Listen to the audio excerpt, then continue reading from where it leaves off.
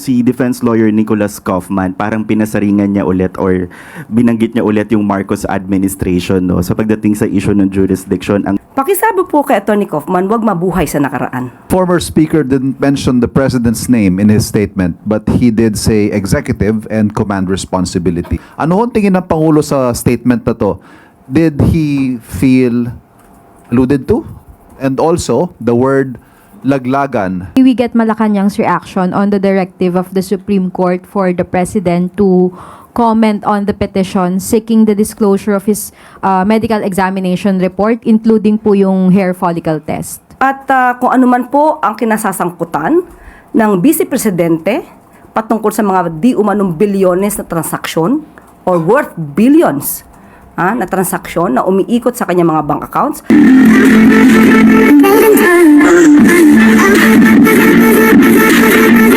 Ano po akong tumanggap na inyong mga katanungan? Para po sa unang katanungan, Maricel Halili, TV5. Good morning, Yusek. Yusek, in a video message, former House Speaker Martin Romualdez says that he refused to be the fall guy on the issue of corruption and budget anomalies. What was the reaction of the President on this statement? And do you see a reason for the former House Speaker to think that he might be the scapegoat? Kung ano po ang nararamdaman ni dating Speaker Martin Romualdez, ay hindi po natin ito saklaw. Kung ang pag-iimbestiga po ay makakatulong mismo ang dating Speaker, mas gugustuhin po yan ng pamahalaan ng Pangulo para managot ang dapat na managot. Pero ang sinabi rin po kasi niya, he denied that he was in control when it comes to the issue on budget when he was still the House Speaker.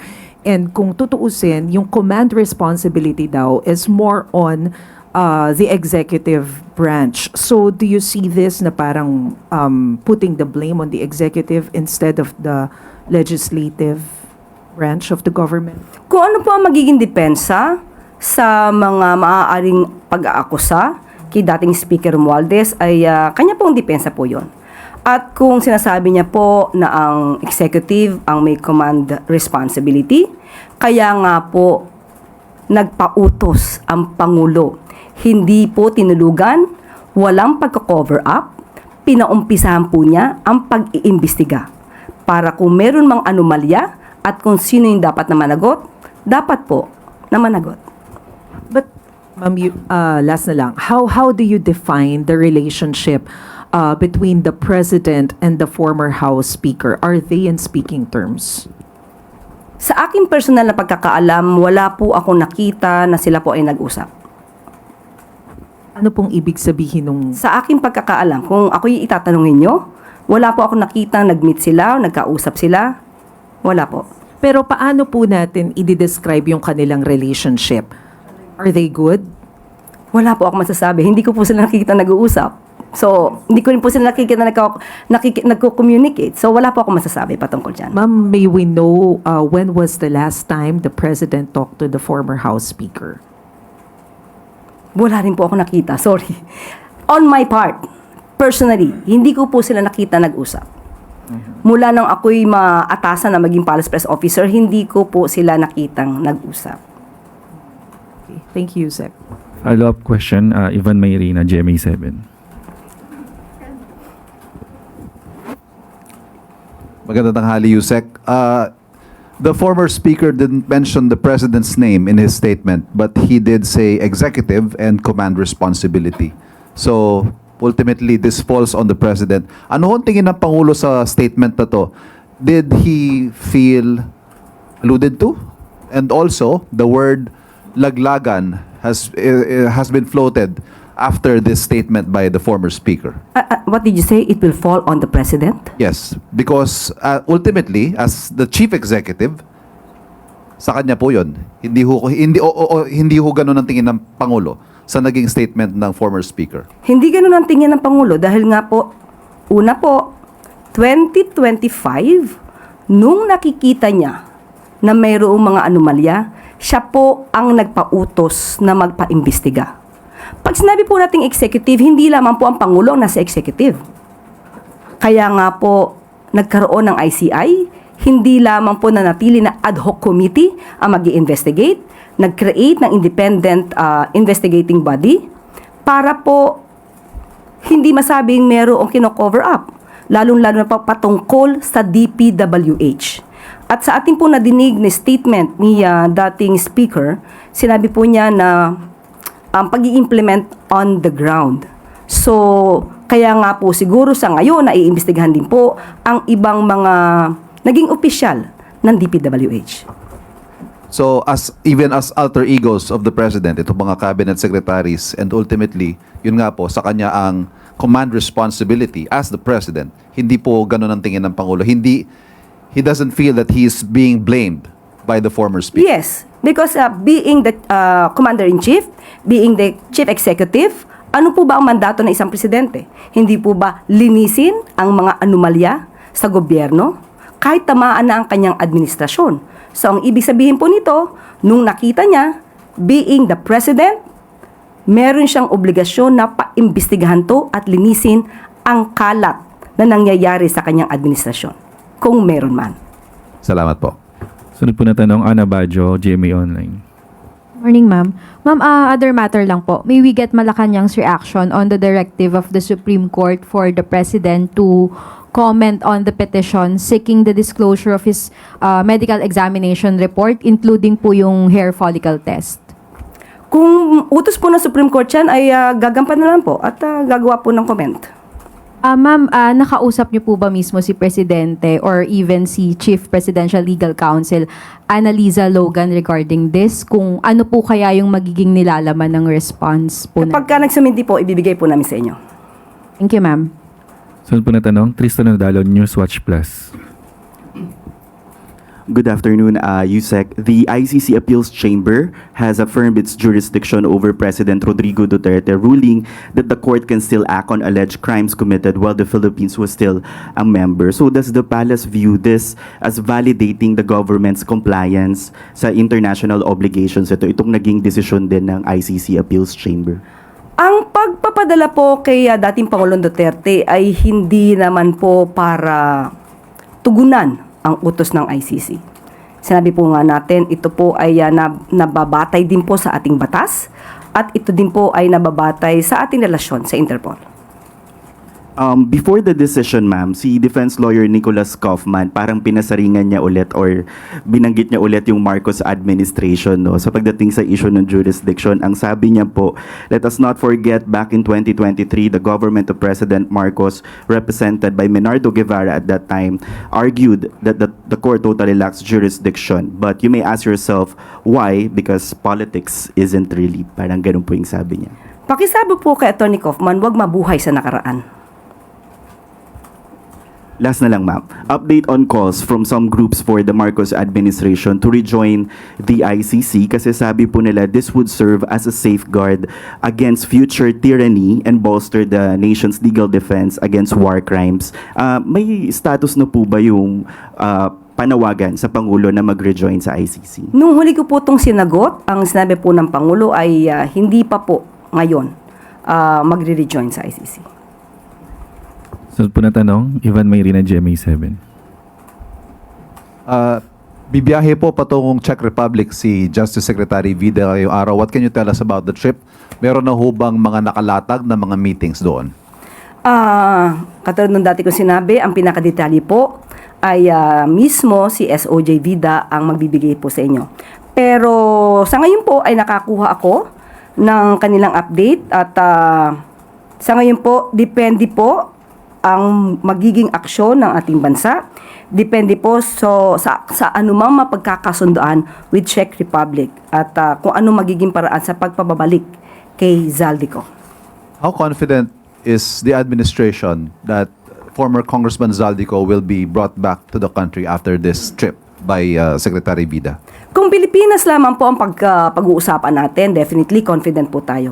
Since meron pong ibang bansa na involved dito, so let us just hope na maibalik agad si Zaldico dito sa ating bansa. Sunod po na tanong, IB Reyes, Bilyonaryo. Hi, Yusek. Good morning po. Ma'am, can we confirm when did VP Sara apply for the travel grant? for Europe? Sa ating binigay na ulat or report, April 14 ang kanyang pag-apply or pag-request for travel authority. Her recent statement says it's a last-minute approval, and critics are saying po na the Office of the President intentionally approved it hours before her supposed departure. Ano pong opinion? Ganyan ba ang gusto niyang palabasin? Ang Vice Presidente, ayon naman po sa records, ay nakakatanggap po ng dokumento para sa travel authority niya a day before her intended vacation. So, hindi naman po siya tinanggihan. Wala pa sa record na kapag siya'y nag-request ng pagbabakasyon or personal trip ng mahabang araw or mahaba na panahon na siya'y tinanggihan. So, para sabihin na last minute resolution or decision to, hindi po ganon. Dahil yun po palagi, normally, nangyayari po ang pagbibigay sa kanya ng travel authority a day before. And Yusek, sabi rin po ni VP Duterte, she's appealing for confidentiality to secure her, for security purposes daw po. Ano pong masasabi ng palasyo dito? Siya po ay isang public servant. Hindi po siya pribado. Hindi po maitatago ang mga bagay-bagay na nais niyang itago. May mga bagay na dapat nalalaman ng publiko dahil siya isang public servant. Katulad nga po nito, sa gitna ng krisis sa Middle East, sa gitna ng mga bilyones na issue na napapaloob ngayon sa Vice Presidente at sa kanyang asawa. Kung kayo ang tatanungin, kung kayo ang Vice Presidente, nararapat ba na magbakasyon? Kung yan po ang nais niya na magbakasyon at mag-world tour, ibigay ang hilig. Considering na wala naman siyang ilbo, wala rin naman na precautionary whole departure order. So, yun lamang po. Follow-up question, Mads Moratillo, Net25. Hi ma'am, related lang po sa question ni Ivy. Usually ma'am, gano'ng katagal po bago binibigay yung travel authority? I mean yung duration like 1 week or 2 weeks after the application? Normally po mga 5 working days inaayos. At pagka ang Vice Presidente naman ang humihiling, hindi naman yan tinatanggihan. So, hindi po siya dapat issue. So, ang issue na lang dito, sabi nga natin, we expedite the travel request, no? We usually expedite the processing of the travel request. What matters most now, no? Bakit nagbago ang isipan ni Pangulo or rather ni dating ni Vice Presidente? What made her change her mind is the 6.7 billion question. Thank you ma'am. Sunod po na tanong, Rafi Ayeng, Daily Tribune.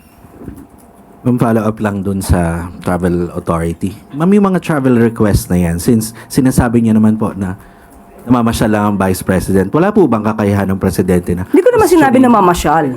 Sinabi ko nagbabakasyon, personal trip. Wala po bang kakayahan ng Presidente na questionin ang Vice Presidente na, oops, teka, parang nagbabakasyon ka na nga lang. Sabi nga natin, ibigay ang hilig ng walang ligalig. Tapos ma'am, nabanggit niyo po yung bilyon-bilyon. Ano po yung reaksyon ng palasyo dito sa pagkakatuklas nga nung bilyon-bilyong transaksyon sa joint bank account ng mag-amang Duterte na isiniwalat ng AMLAC? Hindi ito bago. Hindi ito bago na nadinig natin.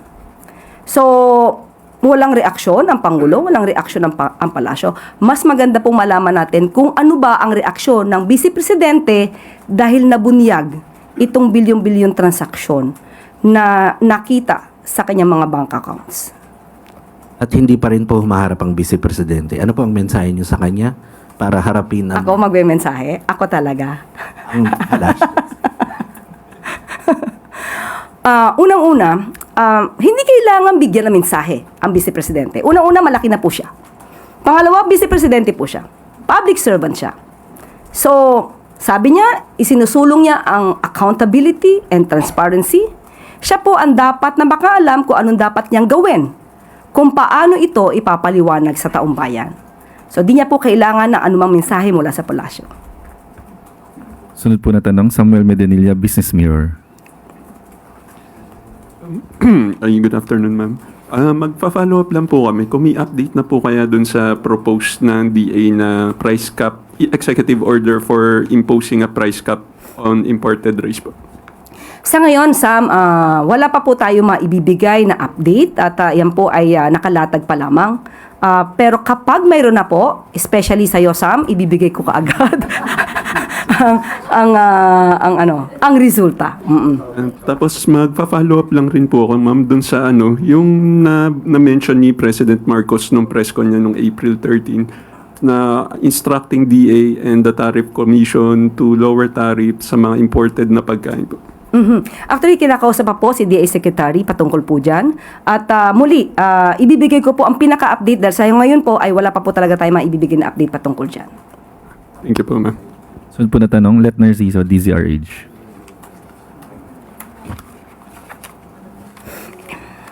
Yusek, bago po yung tanong ko, may quick follow-up lang din ako doon sa Travel Authority.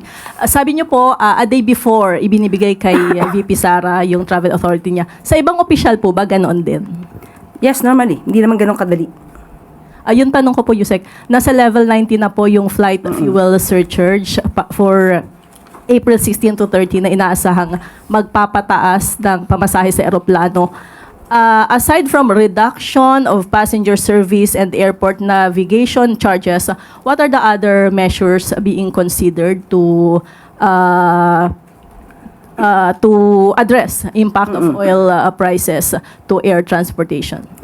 Yes, oo, medyo issue po yan, no? Pero kinausap po natin mismo ang DOE at ito po ang kanilang sinabi, and I quote, "No existing government subsidy on aviation fuel and the allowable aviation fuel surcharge is set by the Civil Aeronautics Board, not by airlines themselves." So, yun lang po muna ang kanilang mensahe. At may nauna na rin pong pahayag si Presidente, yung sinasabi niyang distinct possibility ang flight groundings. And recently, may statement po ang International Air Transport Association that jet fuel shortage may likely hit the aviation industry by June. Pinaghahanda na rin po ba natin ito? May mga instruction ba si Presidente? At kumusta po ang ating jet fuel supply? Lagi naman po na inuulat sa Pangulo ito at lahat po ng paraan ay ginagawa po para po hindi magkulang ang supply ng produktong petrolyo sa atin. Yan din po ang naiulat noon na maaaring maging resulta yan dahil sa kinakaharap nating krisis dito sa Middle East. Salamat po. Sunod na tanong, Christian Yusores, DZMM.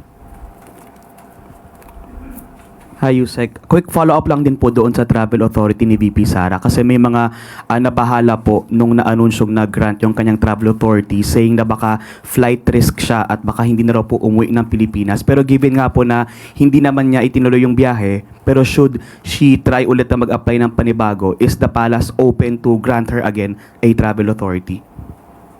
Hindi naman po natin pipigilan ang Vice Presidente sa kanyang paglalakbay. At maliban lamang siguro kung merong ilbo or merong precautionary whole departure order, tingnan din natin kung ano ang kanyang magiging reaksyon kapag siya ay na-issuehan ng ganyan.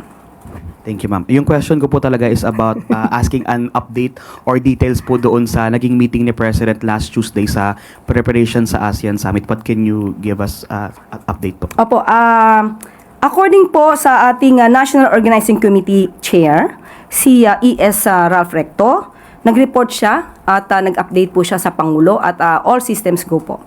So, handa po tayo.